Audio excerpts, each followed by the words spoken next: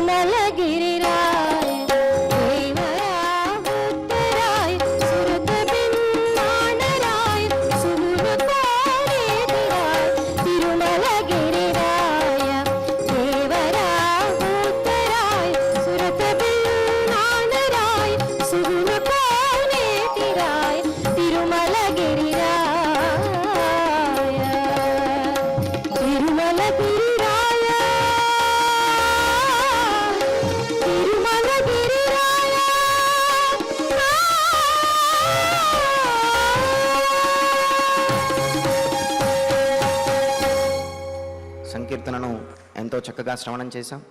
ఇక ఇప్పుడు శ్రీ గురు ధ్యానపూర్వకంగా సంకల్ప వాక్యాలను అందరము కలిసి పలుకుతూ ఈ కార్యక్రమాన్ని ప్రారంభం చేసుకుందాం. శ్రీ గురు ధ్యానం. గురుర్బ్రహ్మా గురుర్విష్ణు గురుర్దేవో మహేశ్వరః. గురుః సాక్షాత్ పరం బ్రహ్మ తస్మై శ్రీ గురవే నమః. శ్రీనివాస ధ్యానం. శ్రీ వెంకటాద్రినిలయః కమలాకాముక పుమాన్ అభంగుర విభూతిర్నః తరంగయతు మంగళం. అథ సంకల్పః.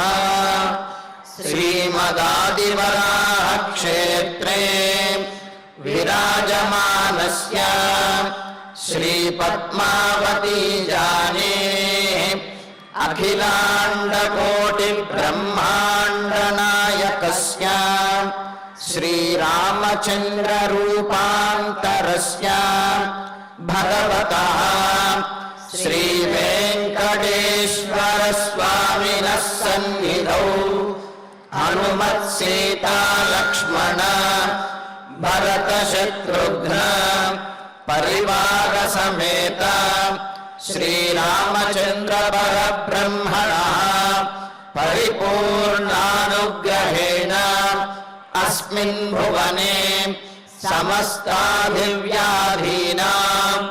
నివారణార్థం భారతవర్షే విద్యా విత్త వాణిజ్య కృషి వైద్య వైజ్ఞానిక దేశరక్షణాదిరంగేషు విద్యమానానాం ఆస్తిక మహాజనానాం సర్వేషాం సకుటుంబానాం ఆయురారోగ్యైశ్వర్య సద్బుద్ధి ఇత్యాది సర్వశుభఫల ప్రాప్త్యర్థం ధర్మాచరణ ద్వారా శ్రీరామరాజ్యస్య పునర్వ్యవస్థాపనార్థం ఉద్యోగార్థినాం సముచితోద్యోగ ప్రాప్త్యర్థం దంపతీనాం అనుకూల దాంపత్య సిద్ధ్యర్థం సంతానస్య పితృవాక్య పరిపాలనానుకూల బుద్ధి ప్రచోదనార్థం సకల కార్య సిద్ధ్యర్థం గో సంరక్షణార్థం చ శ్రీమద్ వాల్మీకి రామాయణే అయోధ్యాకాండే యథాశక్తి శ్లోక వ్యాఖ్యాన పురస్సరం అష్టావింశ సర్గ శ్లోక పారాయణం తథా శ్రీ ధన్వంతరి మంత్ర పారాయణం చ అన్యోన్య సహాయేన ఆచార్య ముఖేన కరిష్యామహే. శ్రీ వాల్మీకి ప్రార్థనా. కూజంతం రామ రామేతి మధురం మధురాక్షరం ఆరుహ్య కవితాశాఖాం వందే వాల్మీకి కోకిలం. శ్రీ ఆంజనేయ ప్రార్థనా. మనోజవం మారుతతుల్యవేగం జితేంద్రియం బుద్ధిమతాం వరిష్టం వాతాత్మజం వానరయూధముఖ్యం శ్రీరామదూతం శిరసా నమామి. శ్రీరామాయణ ప్రార్థనా. వాల్మీకి గిరి సంభూత రామసాగరగామిని పునాతి భువనం పుణ్య రామాయణ మహానది. శ్రీరామ ప్రార్థనా. అయోధ్యాఖ్యేతు గుర్వర్ధే త్యక్త్వా రాజ్యం గిరౌ వసన్ పాదుకే భరతాయాదాత్ సరామః శరణం మమ. శ్రీరామచంద్ర పరబ్రహ్మణే నమః. అథ శ్రీమద్ రామాయణే ఆదికావ్యే అయోధ్యాకాండే 28వ సర్గః. శ్రీమన్నారాయణ చరణౌ శరణం ప్రపద్యే. శ్రీమతే నారాయణాయ నమః. శ్రీరామాయ నమః. పతంగా వృశ్చికా కీటాః దంశాశ్చ మశకైః సహ బాధంతే నిత్యమబలే సర్వం దుఃఖతరం వనం. రామచంద్రమూర్తి తాను చెబుతున్నటువంటి విషయాన్ని ముగించబోతూ, మరి సీతాదేవి వేటినైతే అడవిలో విహారంగా భావించిందో, వేటిని చూడటమైతే ఆనందంగా భావించిందో, వేటితో గడపటము అయితే అది సంతోషకరంగా అనుకున్నదో, అవన్నీ కూడా అపాయకరములైనటువంటివే అని అన్నది. ఎందుకు అంటే మనం కూడా గుర్తుపెట్టుకోవలసినది, నిర్జన ప్రదేశములో లభించేటటువంటి సౌకర్యములు కూడా, నిర్జన ప్రదేశములలో వచ్చేటటువంటి కనిపించేటటువంటి సౌందర్యములు కూడా అవి అపాయకరములే అని చెప్పి అన్నారు.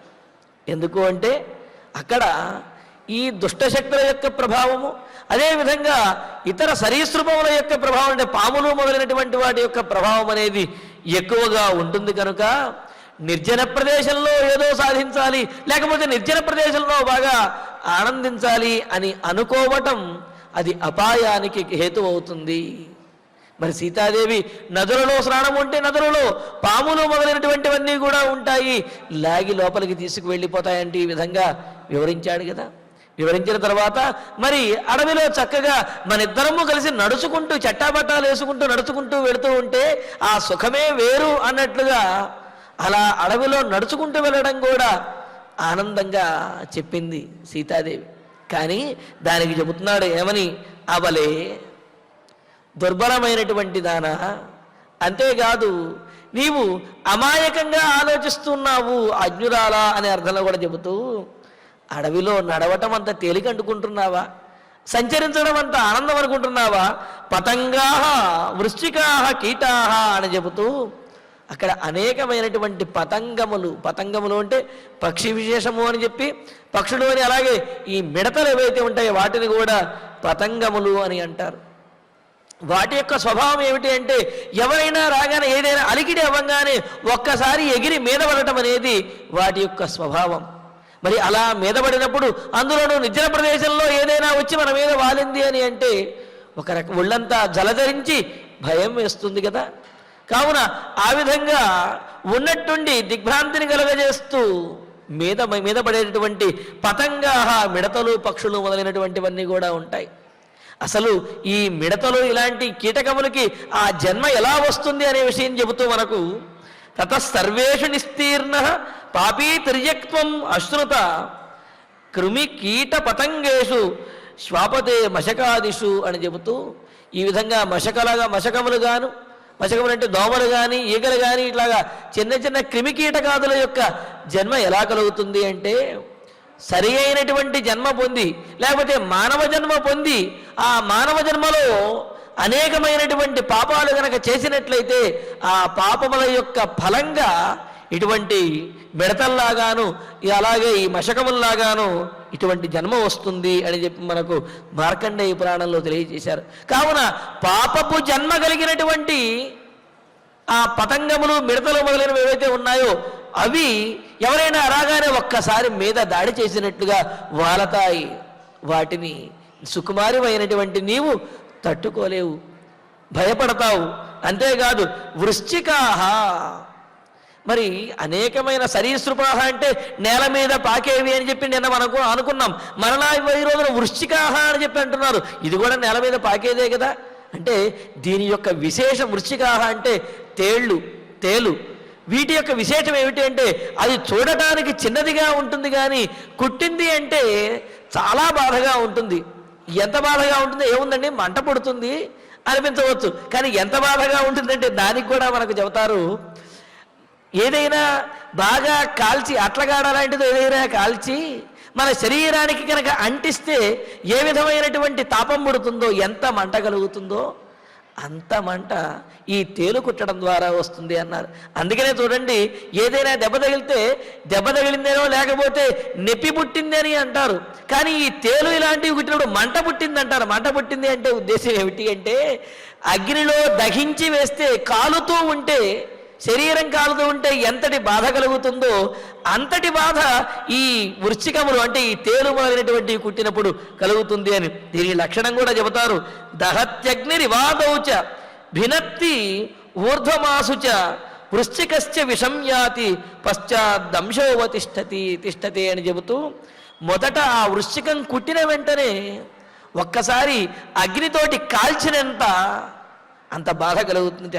అదే కాదు, ఆ మంట శరీరం అంతా కూడా వ్యాపిస్తున్నట్లుగా, అంటే ఏమిటి, ఒకచోట అంటించినటువంటి ఒకచోట వెలిగించినటువంటి ఆ నిప్పు మిగతా అంతా కూడా అంటుకుని కాల్చివేస్తున్నట్లుగా ఎక్కడైతే ఆ తేలు కుట్టిందో అక్కడ ఆ మంట ఊర్ధ్వముఖంగా శరీరం అంతా కూడా వ్యాపించేస్తుంది.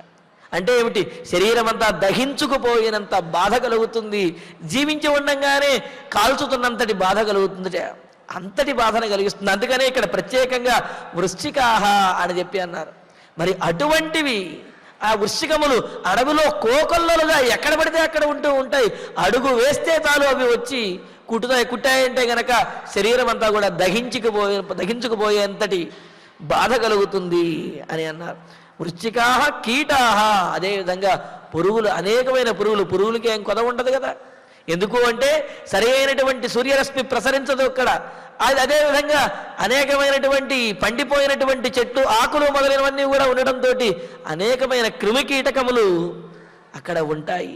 వాటితో పాటుగా మశకై సహా దోమలు ఇవన్నీ కూడా ఉంటాయి అన్నారు. మశతి ధ్వనతీతి మశక అని అన్నారు. ఏమిటి అంటే, ఆ ఈగలు దోమలు ఏం చేస్తాయి అంటే హోరు పెడుతూ ఉంటాయి, పోరు పెడుతూ ఉంటాయి.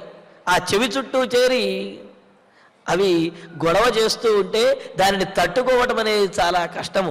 ఒక్కసారిగా అవి దాడి చేసినట్లుగా ఒకేసారి ఎగిరి అవి చేసేటటువంటి ఆ శబ్దం ఏదైతే ఉందో దానిని తట్టుకోలేరు అన్నమాట. అందుకని మశతి ధ్వనతీతి మశకః అని చెప్పి అన్నారు. ధ్వని చేస్తుంది, అదేవిధంగా తొండము వంటి సూది వంటి ముఖముతోటి గుచ్చుతుంది అని చెబుతూ రాత్రి జాగరద అని చెప్పి అన్నారు. రాత్రిపూట నిద్ర పట్టనివ్వదు, అది నిద్రపోదు, అది దాని యొక్క లక్షణం. అంటే ఏమిటి, పగలంతా అలసిపోయినా రాత్రిపూట చక్కగా అడవిలో చల్లగాలులు పిల్లగాలులు వీస్తూ ఉంటాయి, ఆ గాలిలో సేద తీరవచ్చు అనుకుంటావేమో, రాత్రిపూట అనేకమైనటువంటి క్రిమికీటకములు మశకములు అంటే దోమలు ఈగలు మొదలైనటువంటివన్నీ కూడా మన చుట్టూ చేరి కనీసం నిద్ర రాకుండా, నిద్రపోయే అవకాశం లేకుండా మనల్ని పీడించేస్తాయి. కావున పగలైనా రాత్రి అయినా సరే అడవిలో సుఖమనేదే ఉండదు అని చెప్పి అంటున్నాడు. వాటితో పాటుగా దంశాశ్చ, దంశాహ అంటే కుట్టేటటువంటి స్వభావం కలిగినవి. అందులోనూ కూడా ఈ తేనెటీగలు, అడవి ఈగలు ఏవైతే ఉన్నాయో వాటిని దంశాహ అని అంటారు. అటువంటి అడవి ఈగలు వెంటబడి మరీ కుట్టేవి తేనెటీగలు మొదలైనటువంటివి ఆ అడవిలో ఉంటాయి. ఆ ప్రాంతానికి వెళితే కనుక వెంటబడి మరి అవి ఒకటిగా కాదు గుంపుగా వచ్చి దాడి చేస్తాయి. అటువంటివి ఎన్నో ఉన్నాయి అని అన్నారు. అంటూ నిత్యం సర్వం మనం దుఃఖతరం, ఇంతెందుకు పగలు రాత్రి అనే భేదం లేకుండా ఇటువంటి కీటకముల ద్వారా, సరీసృపముల ద్వారా, తేళ్లు మొదలైనటువంటి వాటి ద్వారా, ఈగలు దోమలు వీటన్నింటి ద్వారా కూడా ఎంతో బాధ కలుగుతుంది. అసలు బాధే కలుగుతుంది తప్ప అక్కడ సుఖమనేదే అడవిలో ఉండదు. సీత, నాకంటే తప్పక తండ్రి గారి యొక్క ఆజ్ఞను పాటించాలి కావున నేను పెడుతున్నాను, కానీ నువ్వెందుకు ఆ బాధపడటం, నీ ఆచరించే ధర్మం ఏదో నువ్వు ఇక్కడే ఆచరించు అని చెబుతూ ద్రుమా కంటకినశ్చైవ కుశకాశాశ్చ భామిని వనే వ్యాకుల శాఖాగ్రా తేన దుఃఖతరం వనం. అంతేకాదు, అక్కడ చెట్ల నీడలో చల్లగా విహరించవచ్చు అనుకుంటున్నావేమో. ఆ చెట్లు ఎంత గుబురుగా ఉంటాయి అంటే కనీసం బాహ్య ప్రపంచం ఏదైతే ఉందో కనీసం అది చూడటానికి అవకాశం లేకుండా, పగలా రాత్రి అనే భేదం లేకుండా ఉన్నంతటి అంత గుబురుగా ఉంటాయి. అంటే ఏమిటి, సూర్యరశ్మి భూమిని చేరుకోనంతటిగా ఆ చెట్లు వ్యాపించి ఉంటాయి. అటువంటి చెట్లు అవి కేవలం నీడనిస్తే పర్వాలేదు కానీ బయట ప్రపంచాన్ని కూడా తెలియనియంతగా గుబురుగా ఉంటాయి. ఒక చెట్టుతోటి మరి ఒకటి పెనవేసుకుని ఎంత దూరం వెళ్ళినప్పటికీ కూడా ఆకాశం కూడా కనపడనంతగా ఉంటాయి. మరి అంత దట్టమైనటువంటి అడవులవన్నీ ఆ మాటే చెబుతూ ద్రుమా కంటకినశ్చైవ కుశకాశాశ్చ భామిని అని అంటూ, భామిని ఓ సీత, నేను చెప్పేటటువంటి మాటలు నీకు కోపం తెప్పించవచ్చును. నువ్వు వస్తాను అంటే నేను వద్దన్నాను అని చెప్పి నీకు కోపం రావచ్చును. అందుకనే భామిని అంటున్నాడు. అయినప్పటికీ కూడా వనే అడవిలో కంటకినహ ముళ్ళు కలిగినటువంటి ద్రుమాహ చెట్లు. ఎందుకంటే సీతాదేవి అన్నది ఆ అడవిలో అనేకమైన చెట్లు అనేకమైనటువంటి పుష్పములతో కూడి ఉంటాయి. ఆ పుష్పములను నేను కోసుకుంటూ వాటిని ఆస్వాదిస్తూ ఆ పుష్పములను గంధములను పీల్చుకుంటూ వాటిని చూస్తూ ఆనందిస్తానన్నది కదా. నీకు కేవలం పుష్పములు కనిపిస్తున్నాయి, నాకు ఆ పుష్పముల కింద ఉన్నటువంటి ముళ్ళు కనిపిస్తున్నాయి. కావున నీవు విషయం తెలుసుకోలేక పైన ఉన్నటువంటి పుష్పములే అదే అనుకుంటున్నావు. కానీ దానికంటే కూడా ఆ పుష్పముల కంటే కూడా ఎక్కువ ప్రభావం చూపించేవి ఆ చెట్టుకు ఉన్నటువంటి ముళ్ళు. కావున ఆ ముళ్ళని ఆ చెట్టు దగ్గరికి వెళ్ళే అవకాశమే ఉండదు. వెళ్ళిన ఆ ముళ్ళు గుచ్చుకుని బాధపడవలసి వస్తుంది అంటూ కుశకా ద్రుమాహ వ్యాకుల కంటకినః ద్రుమాహ ముళ్ళు కలిగినటువంటి చెట్లు, అలాగే వ్యాకుల శాఖాగ్రాహ కుశకాశాశ్చ. ఇక్కడ వ్యాకుల శాఖాగ్రాహ అనేది ద్రుమాహ అనేదానికి, కుశకాశాహ అనేదానికి రెండింటికి కూడా విశేషణం. వ్యాకుల శాఖాగ్రాహ బాగా వ్యాపించి పెనవేసుకుని ఉన్నటువంటి ద్రుమాహ చెట్లు, ముళ్ళు కలిగినటువంటి చెట్లు, సాధారణమైన చెట్లు ఇవన్నీ కూడాను. అదేవిధంగా కుశకాశాశ్చ రెల్లుగడ్డి, దర్భల గడ్డి. అంటే అనిపిస్తుంది నడుచుకుంటూ వెళుతూ ఉంటే ఆ రెల్లుగడ్డి అంతా అడ్డుపడుతుంది కదా. అంటే ఆ అడ్డుపడిన రెల్లుగడ్డిని కర్రతోటి పక్కకు తోసేసుకుని ముందుకు వెళుతూ ఉండొచ్చు కదా అని అనుకుంటావేమో సీత. అలా కాదు.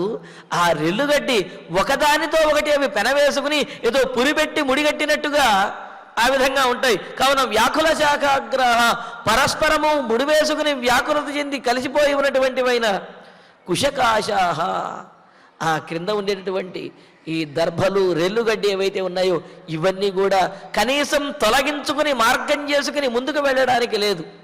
ముడివేసుకుంటే చేత్తో తీసి పడేస్తే సరిపోతుంది అని అనుకుంటావేమో. ఆ రెల్లు ఆ దర్భల యొక్క కొనలు చాలా నిశితంగా ఉంటాయి. చెయ్యి పెడితే చెయ్యి తెగేంతటిగా కోసుకునేంత నిశితంగా ఉంటాయి.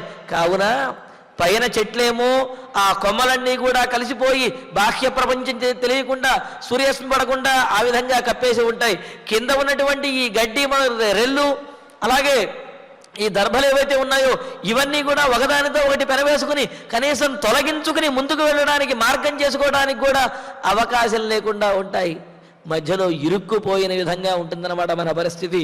కావున తేన వనం దుఃఖతరం, అందువల్ల వనము అంటే దుఃఖతరం, అది దుఃఖాన్ని కలగజేసేదే.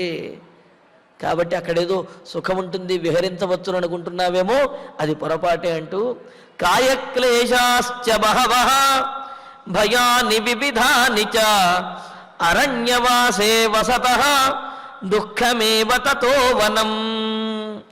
ఇలాగా శారీరకమైనటువంటి కష్టములు ఎన్నో ఉంటాయి.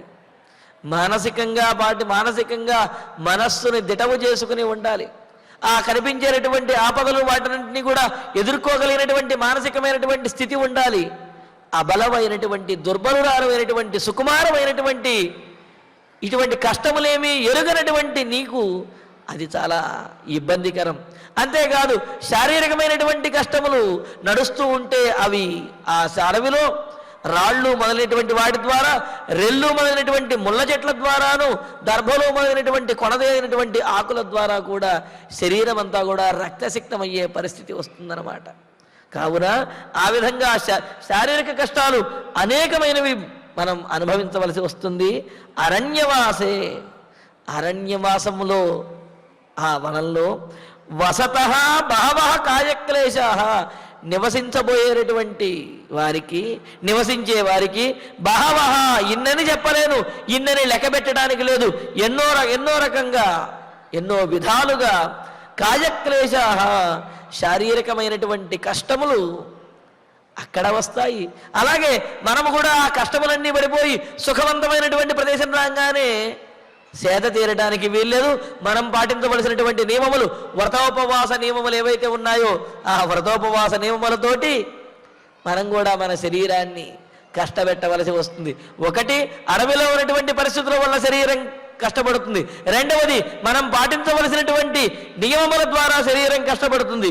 ఈ విధంగా వివిధాన్ని భయానిచ అనేకమైనటువంటి భయములు ఇవన్నీ కూడా ఉంటాయి. తతః వనం దుఃఖతరం, అందువల్ల వనం అనేది చాలా దుఃఖకరమైనటువంటిది. ఆ వనంలో విహరించడం అంటే ఆనందకరం కాదు. క్రోధలోభౌ విమోక్తవ్యౌ కర్తవ్యౌ కర్తవ్యా తపసే మతి నభేతవ్యం చ భేతవ్యే నిత్య దుఃఖమతో వనం. అంతఃపురంలో గనక ఉన్నట్లయితే ఆనందం వస్తే ఆనందిస్తాము, దుఃఖం వస్తే బాధపడతాము, దెబ్బ తగిలితే ఎవరితో ఉన్న పరిచారకుల చేత ఔషధాన్ని రాయించుకుంటాము. మనల్ని ఓదార్చేవాళ్ళు, మనకు సర్ది చెప్పేవాళ్ళు, లేకపోతే మనకు అండగా ఉండేవాళ్ళు ఉంటారు. కానీ అడవిలో అటువంటి వాళ్ళు ఎవరు ఉండరు. అందుకనే అరణ్యరోదనం అంటారు. అరణ్యరోదనము అంటే అడవిలో కూర్చుని ఎంత ఏడిచినా ఎంత బాధపడ్డా పట్టించుకునే వాళ్ళే ఉండరు. కావున వాళ్ళ శరీరం అడిచిపోవటం, వాళ్ళు దీనమైనటువంటి స్థితిని పొందడం తప్ప సహాయం చేసే వాళ్ళు ఎవరో కూడా ఉండరనమాట. ఆ మాట చెబుతూ క్రోధలోభౌ విమోక్తవ్యౌ కర్తవ్యా తపసే మతి నభేతవ్యంచ భేతవ్యే నిత్యం దుఃఖమతో వనం, నిత్య దుఃఖమతో వనం అని అన్నారు. క్రోధలోభౌ విమోక్తవ్యౌ, కోపాన్ని లోభాన్ని కూడా విడిచిపెట్టాలి అని అన్నారు. ఏమిటి కోపము లోపము అంతఃపురంలో ఉంటే మాత్రం వస్తాయా అంటే, అసలు క్రోధము అంటే ఏమిటో చెబుతున్నారు. క్రోధము అంటే ప్రతికూలే సతి తైక్ష్ణస్య ప్రబోధ, మనం అనుకున్నటువంటిది జరగనప్పుడు, మనకేదైనా ప్రతికూలమైనటువంటి పరిస్థితి వచ్చినప్పుడు తట్టుకోలేనటువంటి స్థితిలో, దాన్ని భరించలేనటువంటి స్థితిలో మనం చేసేటటువంటి చేష్టలు ఏవైతే ఉన్నాయో, మనలో కలిగేటటువంటి భావన ఏదైతే ఉందో దానినే క్రోధము అన్నాం. అందుకనే కదా ఆ విధంగా మనం భరించలేనటువంటి స్థితి వచ్చినప్పుడు చేతిలో ఉన్నటువంటి దాన్ని విసిరి కొట్టడము, లేకపోతే చేతిని గోడకేసి కొట్టడము, లేకపోతే పక్కవాడిని బాధేయటము, పిల్లల్ని తిట్టడము, ఏదో ఒకటి లాంటివి చేస్తూ ఉంటాం కదా. కావున ఇక్కడ ఏమంటున్నాడు, క్రోధలోభ విమోక్తవ్యం అంటే తట్టుకోలేనటువంటి స్థితి, శరీరంలో కలిగిన భావాలు ఏవైతే ఉన్నాయో వాటిని కూడా కనీసం ప్రదర్శించేటటువంటి అవకాశం అక్కడ అనేది ఉండదు.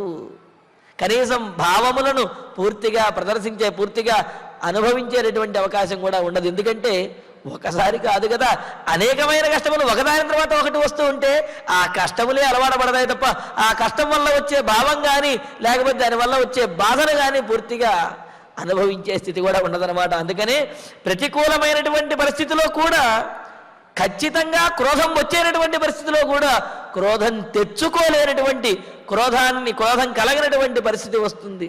కావున ఆ క్రోధాన్ని పూర్తిగా విడిచిపెట్టాలంటే ఏమిటి, ఎటువంటి ప్రతికూల పరిస్థితి ఎంత కష్టం వచ్చినప్పటికీ కూడా నోరు మూసుకుని ఆ కష్టాన్ని అనుభవించడమే తప్ప నాకు ఆ కష్టం కలిగింది, ఈ కష్టం కలిగింది, నేను భరించలేకపోతున్నాను, ఇలా మాట్లాడేటువంటి అవకాశమే అక్కడ ఉండనే ఉండదు. లోభం విమోక్తవ్యం, లోభాన్ని కూడా విడిచిపెట్టాలన్నారు. అసలు లోభం అనే విషయం ఎందుకు చెప్పారు ఇక్కడ అంటే, లోభము అనే దానికి అర్థం చెబుతూ పరవిత్తాదికం దృష్ట్వా నేతం యో హృది జాయతే అభిలాషో ద్విజశ్రేష్ఠ సలోభ పరికీర్తిత అని పద్మపురాణంలో చెప్పినట్లుగా ఇతరుల యొక్క ఐశ్వర్యాన్ని కానీ, లేకపోతే సంపదలను వీటిని చూచి, వాళ్ళ యొక్క గొప్పతనం కానీ, ఐశ్వర్యం కానీ, సంపదలను వీటిని చూచి అలాంటిది నాకు కూడా ఉంటే బాగుండు అనే భావన ఏదైతే ఉందో అభిలాష, దానిని లోభము అన్నారు. ఈ లోభం కాస్త ఎక్కువైనట్లయితే అది ఇంకా ప్రమాదకరం అన్నమాట. అడవిలో అటువంటి అవకాశం కూడా లేదు. అంటే ఏమిటి, ఏదైనా ఒక వస్తువు కనిపించినట్లయితే ఆ వస్తువు ఇది నాకు కావాలి అనుకోవడానికి లేదు. ఎందుకంటే ఆ వస్తువు వల్ల ప్రమాదం అనేది కలుగుతుంది అని. దీని ద్వారా భవిష్యత్తును కూడా సూచించేటటువంటి మాట అనేది ఉన్నది. సీత, నీవు కనుక అడవికి వచ్చినట్లయితే నాకు అది కావాలి, నాకు అది నచ్చింది, ఇది నచ్చింది అని అడిగితే అది ప్రమాదకరము అని చెప్పి తెలియజేస్తున్నాడు. మరి అటువంటి లోభము కలగటం వల్లే కదా సీతాదేవి ఆ జింకను చూచి, మాయలేడిని చూచి అది నాకు కావాలి అని చెప్పి అనుకున్నది, తద్వారానే ఆపదను పొందింది. మరి ఆ విషయాన్ని సూచిస్తున్నట్లుగా సరస్వతీదేవి విధంగా పలికిస్తున్నదన్నమాట రాముడి చేత. ఏమని? క్రోధలోభవు విమోక్తవ్యవు, క్రోధాన్ని లోభాన్ని కూడా విడిచిపెట్టాలి, కోపం కూడా పనికిరాదు అని చెప్పి. అదేవిధంగా సీతాదేవి రాముడు ఆ మాయలేడిని తీసుకురావడానికి వెళ్ళినప్పుడు మారీచుని ద్వారా హా సీతా హా లక్ష్మణ అని ఆ విధంగా ఆ శబ్దములను విని సీతాదేవి లక్ష్మణస్వామిని వెళ్ళమని అంటుంది. అమ్మా, మా అన్నగారికి ఎటువంటి ఆపద లేదు, నేను వెళ్ళనవసరం లేదు, నీకు రక్షణగా ఇక్కడే ఉంటాను అంటే లక్ష్మణుని మీద కోపాన్ని చూపిస్తుంది.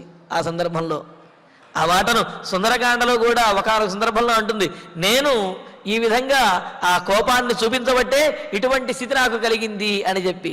కావున అడవిలో కోపాన్ని కానీ లోభాన్ని కానీ చూపించరాదు. అంటే ఏమిటి? శరీరం ఎంత కష్టపడుతున్నప్పటికీ కూడా బాధపడకూడదు. బాధ ఎందుకు బాధ కలుగుతూ ఉంటుంది, కానీ ఆ బాధను వ్యక్తపరచడం లేకపోతే ఆ బాధ ద్వారా వచ్చేటటువంటి కోపాన్ని చూపించడం ఇవన్నీ కుదిరేటువంటి వ్యవహారములు కాదు. అలా అదేవిధంగా అడవిలో ఎన్నో కనిపించినప్పటికీ కూడా వాటిని అడగటానికి అవకాశం లేదు. నువ్వేదో అడవిలో కనిపిస్తే స్వామి నాకు ఆ పండు కావాలి కోసిపెట్టండి, పువ్వు కావాలి కోసిపెట్టండి అంటే అవన్నీ నేను ఎగురుకుంటూ వెళ్ళి తీసుకొస్తే వాటితో ఆస్వాదిద్దామనుకుంటున్నావేమో. అడవిలో అటువంటి లోభమేది కూడా పనికిరాదు, అది అపాయకరము అని చెప్పి అన్నాడు. అందుకనే ఆ అభిలాషలు ఏవైతే ఉన్నాయో, కోరికలు ఏవైతే ఉన్నాయో ఆ కోరికలన్నీ కూడా చంపుకుని వాటినన్నింటినీ అడంచుకొని అడవిలో విహరించవలసి వస్తుంది. కాబట్టి క్రోధలోభం విమోక్తవ్యం అని చెప్పి తపసే మతి కర్తవ్య. మరి అన్నీ విడిచిపెడితే ఏం చేయాలి అంటే తపస్సు చేయడానికి, ధ్యానం చేయడానికి ఏమిటి? కష్టంతో ఉన్నా, శరీరం అంతా కష్టపడుతున్నా, మానసికంగా చికాగ్గా ఉన్నా, ఎన్నో కోరికలు ఉన్నా వాటినన్నింటినీ కూడా విడిచిపెట్టి లెక్క చెయ్యకుండా తపస్సు చేయటానికే నీవు ప్రయత్నించాలి. ఆ ధ్యానము, నియమములు, వ్రతోపవాస నియమాలతోటి ఉండాలి. అవన్నీ నువ్వు చేయగలుగుతావా అని అంటున్నారు. అందుకని కుమార సమూహంలో ఉంటారు. మేనాదేవి అంటుంది, తపఃక్వవత్సే క్వచతావకం వపు పదం సహేత భ్రమరస్య పేలవం శిరీష పుష్పం నపునః పతత్రిణ అని అంటూ ఇక్కడ మేనాదేవి చెబుతుంది పార్వతీదేవితోటి, తల్లి నువ్వేదో వెళ్ళి అడవికి వెళ్ళి తపస్సు చేద్దాం అనుకుంటున్నావు. ఆ తపస్సు మహామహా యోగులు చేయగలిగినటువంటిది. అన్నీ వదిలిపెట్టి సర్వసంగ పరిత్యాగులైనటువంటి యోగులు చేయటమే చాలా కష్టమైనది, వాళ్ళే చేయగలుగుతారు. కానీ అటువంటిది రాజకుమారితో అయినటువంటి నీవు తపస్సు చేయలేవు అంటే, నేను ఇంట్లో రోజు పూజ చేస్తున్నా కదా, ప్రతిరోజు నియమంతో ఉంటున్నా కదా అంటే, గృహంలో ఉండి పూజ చేయటం వేరు, అడవికి వెళ్ళి తపస్సు చేయటం వేరు.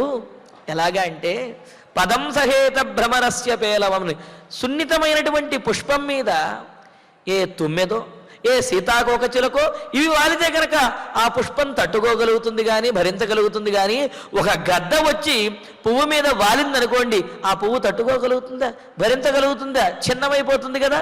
అదేవిధంగా నీవు అంతఃపురంలో ఉండి అర్చనలు పూజలు చేయటం నీ వల్ల అవుతుంది, కానీ అడవిలోకి వెళ్ళి తపస్సుని భరించడం నీ వల్ల కుదరదమ్మా, నీ వల్ల చేయటం చాలా కష్టము అని చెప్పి అంటుంది.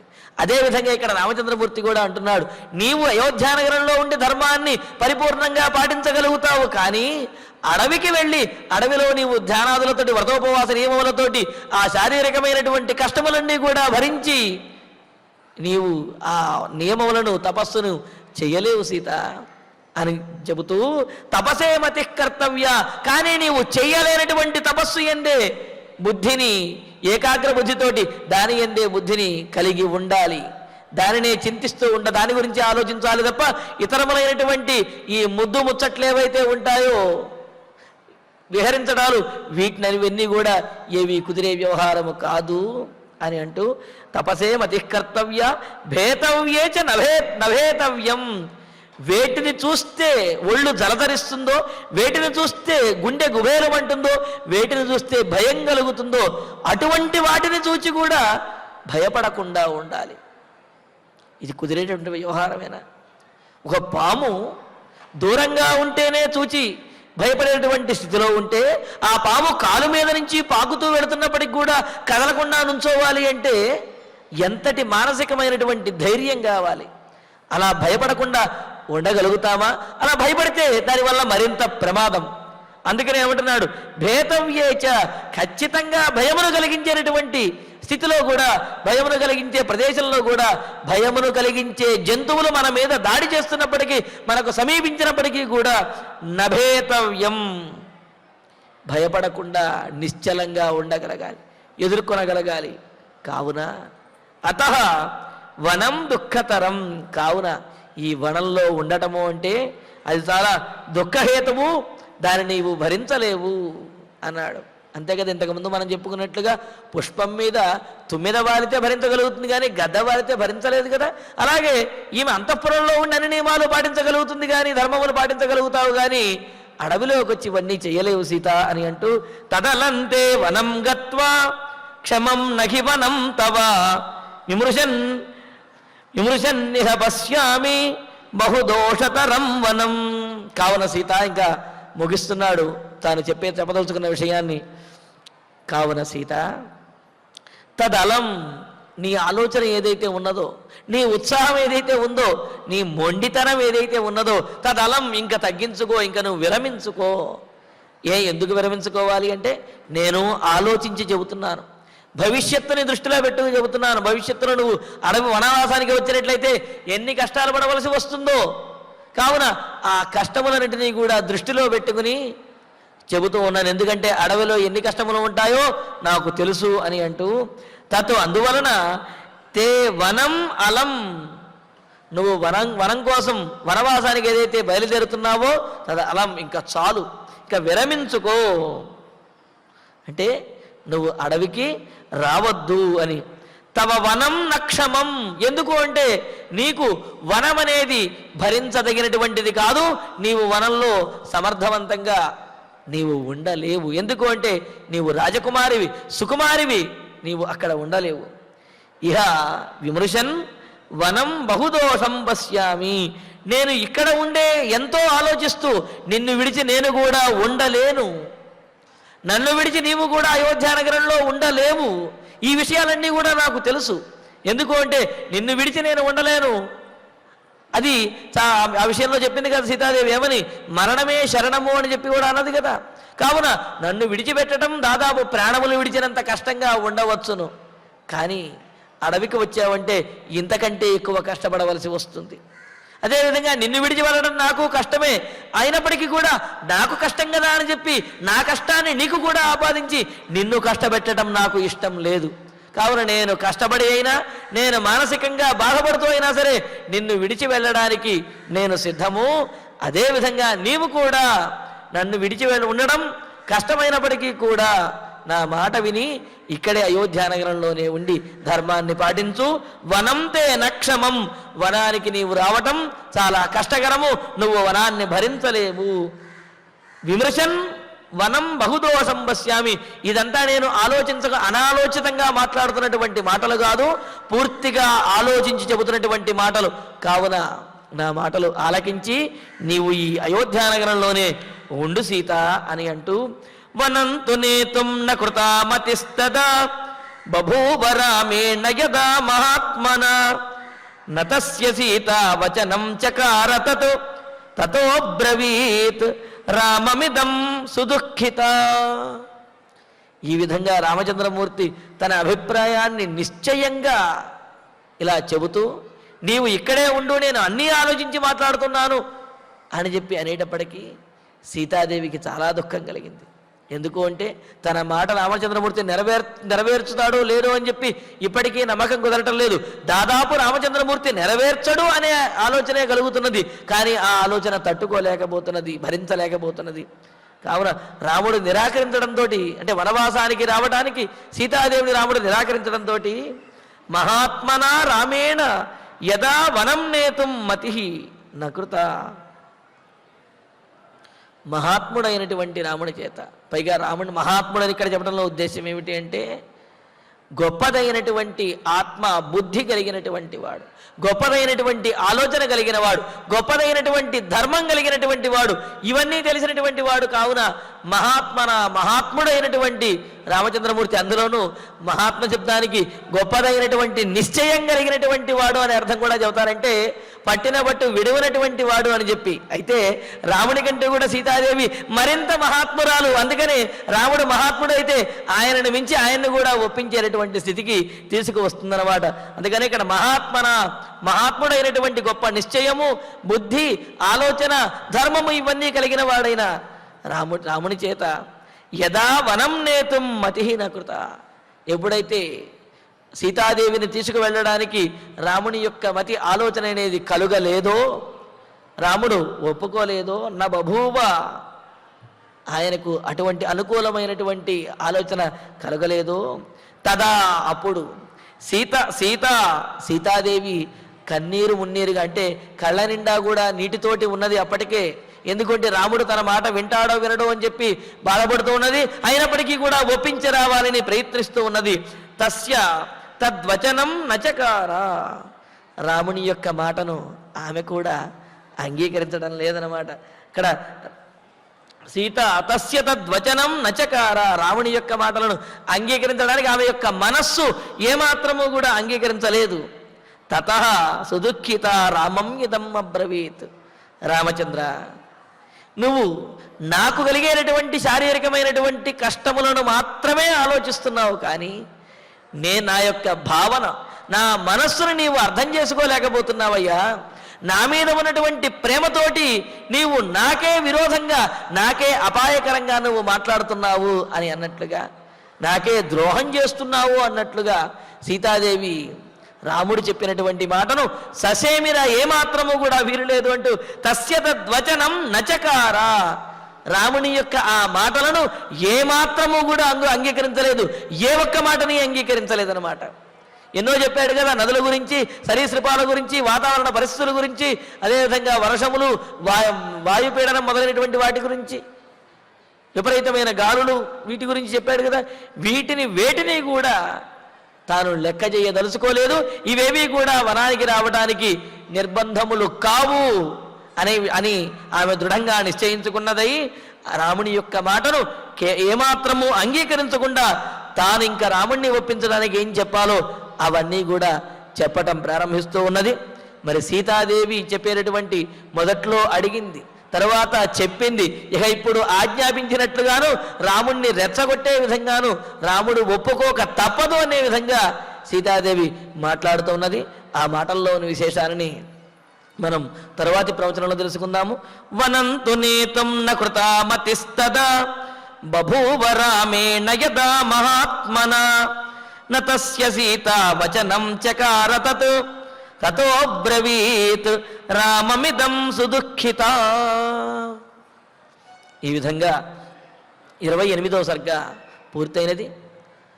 భక్తులందరికీ విజ్ఞప్తి, రేపటి రోజున ఉదయం 7 గంటల నుండి 9 గంటల వరకు మన శ్రీమద్ రామాయణం అయోధ్యకాండ 7వ అఖండ పారాయణ కార్యక్రమం నిర్వహించబడుతుంది. ఇందులో మనం రామాయణంలో ఉన్నటువంటి శ్లోకాలని చక్కగా అయోధ్యకాండలో ఉన్నటువంటి 21 నుంచి 25వ సర్గ వరకు ఉన్నటువంటి శ్లోకాలని పారాయణ చేసుకోబోతూ ఉన్నాము. మరి 22వ సర్గ నుంచి 25వ సర్గ వరకు ఉన్నటువంటి శ్లోకాలని పారాయణ చేసుకోబోతూ ఉన్నాము. ఈ సర్గలలో ఉన్న విశేషములు ఏమిటి అంటే, రామలక్ష్మణుల యొక్క సంవాదం అనేది అక్కడ మనం ఆ శ్లోకాలలో గోచరిస్తుంది. ఈ సంవాదభరితమైనటువంటి శ్లోకాలను ఎవరైతే వింటారో, ఎవరైతే పారాయణ చేస్తారో, వారి కుటుంబంలో ఉన్నటువంటి వైషమ్యములు ఏవైతే ఉన్నాయో, అన్నదమ్ముల మధ్య ఉండే వైషమ్యములు, ఆ వైషమ్యములన్నీ కూడా తొలగిపోయి అన్నదమ్ముల మధ్య భ్రాతృ ప్రేమ అనేది వెల్లివిరుస్తుంది అని చెప్పి మనకు పెద్దలు తెలియజేస్తున్నారు. ఈ విధంగా విశేషమైనటువంటి ఫలితములను ఇచ్చే శ్లోకములను రేపు ఉదయం అఖండ పారాయణలో మనం అఖండంగా స్వామివారి చెంత పారాయణ చేసుకోబోతూ ఉన్నాము. భక్తులందరూ కూడా సిద్ధంగా ఉండి ఈ అఖండ పారాయణ కార్యక్రమంలో పాల్గొనవలసిందిగా తెలియజేస్తున్నాము. ఓం నమో వెంకటేశాయ. ఇక ఇప్పుడు ఈనాటి శ్లోకాలను ఆచార్యుల వారి ద్వారా పారాయణ చేసుకుందాము.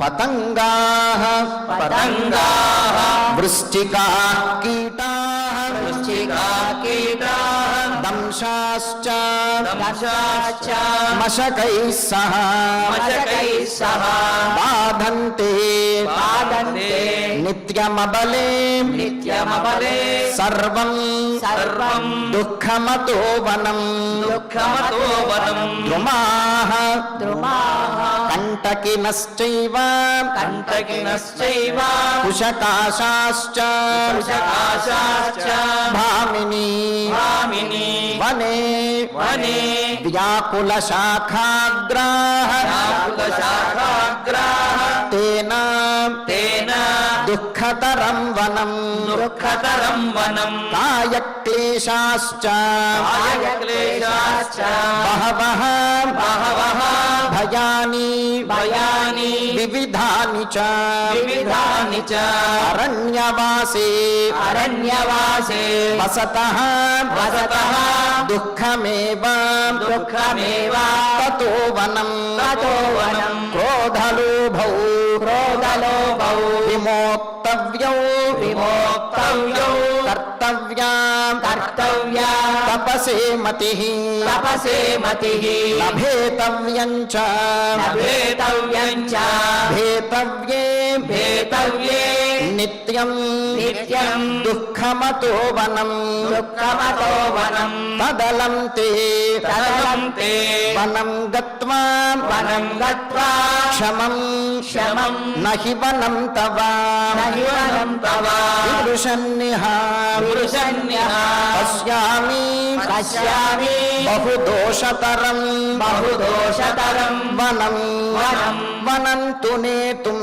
వనం తు నేతుం న కృతామతిస్తదా న కృతామధిస్తదా బభూవ రామేణ బభూవ రామేణ యదా మహాత్మనా యదా మహాత్మనా న తస్య సీతా న తస్య సీతా వచనం చకార తత్ వచనం చకార తత్ తతో బ్రవీత్ తతో బ్రవీత్ రామమిదం సుదుఃఖితా రామమిదం సుదుఃఖితః వనం తు నేతుం న కృతామతిస్తదా వనం తు నేతం న కృతామతిస్తదా బభూవ రామేణ యదా మహాత్మనా బభూవ రామేణ యదా మహాత్మనా న తస్య సీతా వచనం చకార తత్ న తస్య సీతా వచనం చకార తత్ తతో బ్రవీద్రామమిదం సుదుఃఖితా తతో బ్రవీత్ రామమిదం సుదుఃఖితా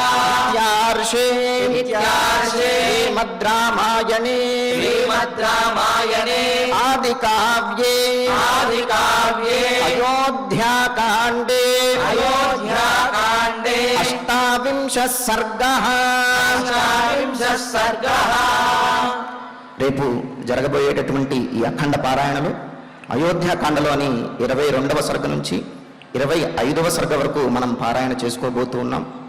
ఇక ఇప్పుడు ఫలశ్రుతి నుండి మంగళాంతం వరకు అందరము కలిసి పఠిద్దాం. ఫలశ్రుతి ఆయుష్యమారోగ్యకరం యశస్యం సౌభ్రాతృకం బుద్ధికరం సుఖం చ శ్రోతవ్యమేతన్నియమేన సద్భిః ఆఖ్యానమోజస్కరమృద్ధికామైః శ్రీరామచంద్ర పరబ్రహ్మణే నమః. అథ ధన్వంతరిధ్యానం అచ్యుతానంత గోవింద విష్ణో నారాయణామృత రోగాన్మే నాశయాశేషాన్ ఆశు ధన్వంతరే హరే ఆరోగ్యం దీర్ఘమాయుష్యం బలం తేజోధియం శ్రియం స్వభక్తేభ్యోనుగృహ్ణంతం వందే ధన్వంతరిం హరిం.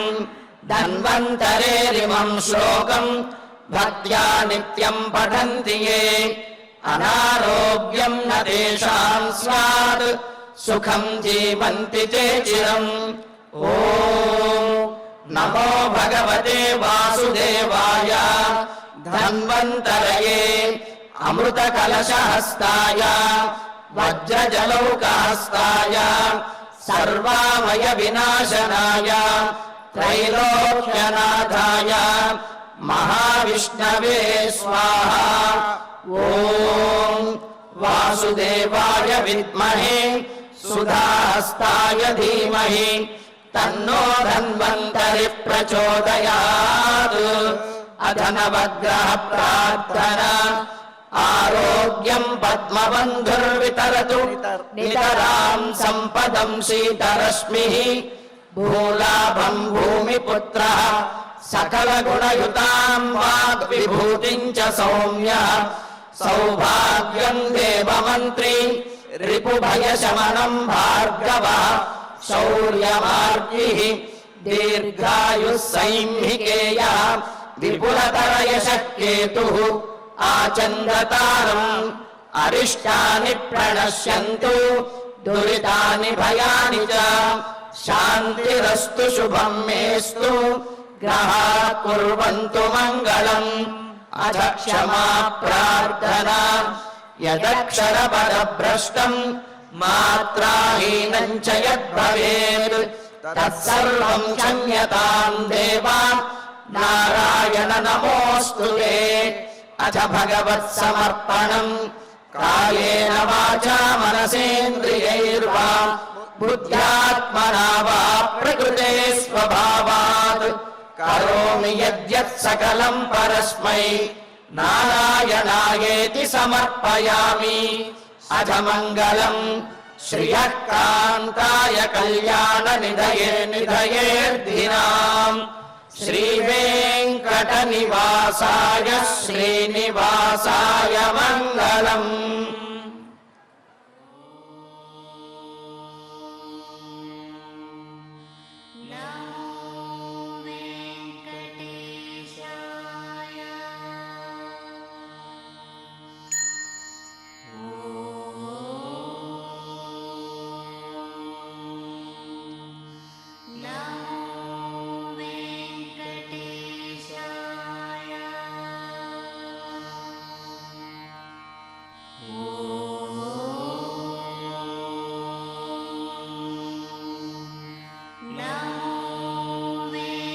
శ్రీ అవధూతాశ్రమము బోధానంద సత్యారామూర్తి ఆర్యుల గోసేవాశ్రమము మరియు వృద్ధాశ్రమము పడాల.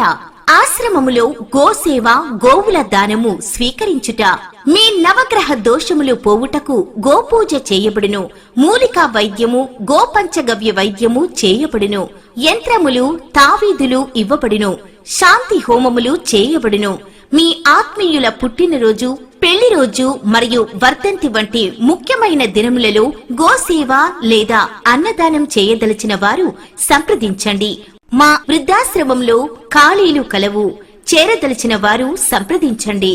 శ్రీ శ్రీ శ్రీ స్వామి బోధానందగిరి శ్రీ అవధూతాశ్రమము అయ్యప్ప స్వామి గుడి దగ్గర పడాల తాడేపల్లిగూడెం 2. Cell numbers 7981356374 9618034 138.